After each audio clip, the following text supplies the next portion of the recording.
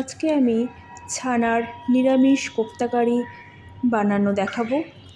নিরামিষের দিনে এটা খুবই ভালো একটা পদ। আমি 500 গ্রাম দুধের ছানা নিয়ে নিয়েছি, অল্প লবণ দিয়ে দিলাম। তারপর যাতে বড়াগুলো ভালো রং আসে তার জন্য আমি দিয়ে দিচ্ছি অল্প পরিমাণে কাশ্মীরি লঙ্কা গুঁড়ো,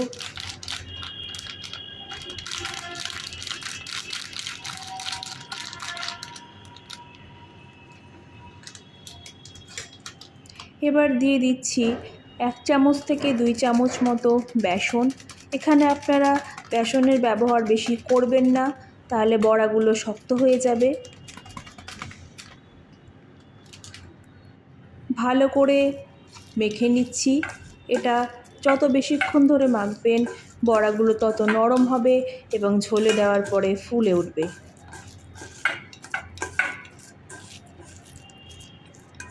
দেখুন আমি খুব ভালো করে মেখে নিচ্ছি ছানাটাকে। ছানা মাখানো হয়ে গেছে, এবার আমরা সরিয়ে রাখবো।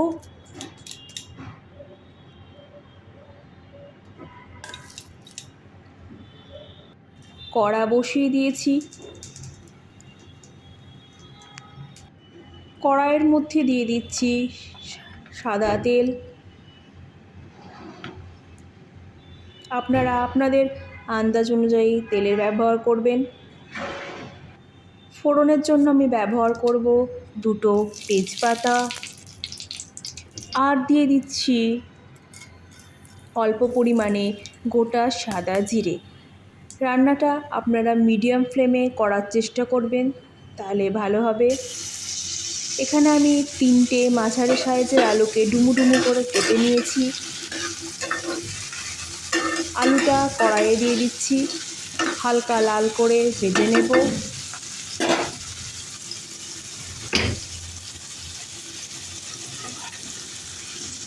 এরপর দিচ্ছি সামান্য হলুদের গুঁড়ো,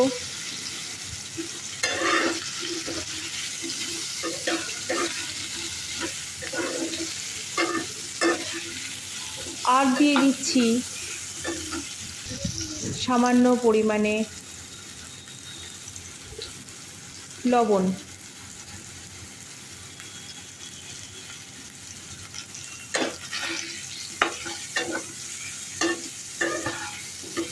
আলুটা ভাজা হয়ে গেছে, উঠিয়ে নেব। কড়াইয়ে দিয়ে বড়াগুলো এবার ভেজে নেব। ছানাগুলোকে গোল গোল করে এরকম চ্যাপ্টা চ্যাপ্টা করে দিয়ে দিলাম। দেখুন বড়াগুলো আমার ভাজা হয়ে গেছে, বড়াগুলো উঠিয়ে নেব।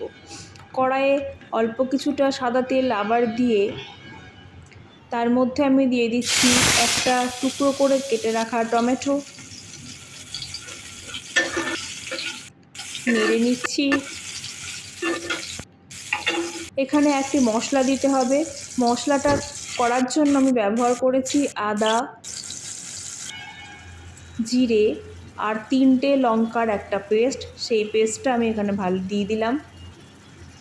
দিয়ে দিচ্ছি হলুদ গুঁড়ো, স্বাদ মতো লবণ,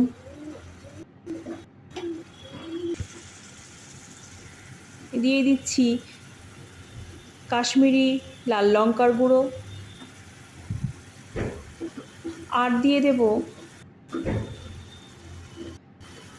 হাফ চামচ মতো ধনে গুঁড়ো।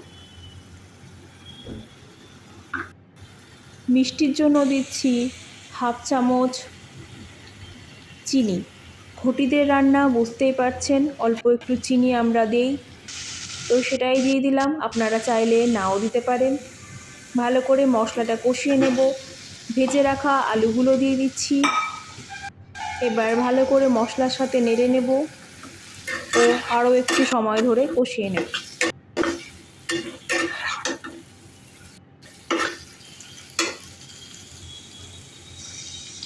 কষানো হয়ে গেলে আমি দিয়ে দিচ্ছি জল। জলের পরিমাণটা আপনারা যদি শুকনো খেতে পছন্দ করেন তাহলে কম জল দেবেন, যদি একটু ঝোল খেতে পছন্দ করেন তাহলে একটু বেশি জল দেবেন। আমি এখানে 1 গ্লাস মতো জল দিয়েছিলাম। এবার আলুগুলো সেদ্ধ হওয়ার জন্য আমি ঢাকা দিয়ে দিচ্ছি। 10 থেকে 15 মিনিট ঢাকা দিয়ে রাখবেন। তারপর ঢাকনা খুলে আমি ছড়িয়ে দিচ্ছি ঘি আর শাহি গরম মশলার গুঁড়ো।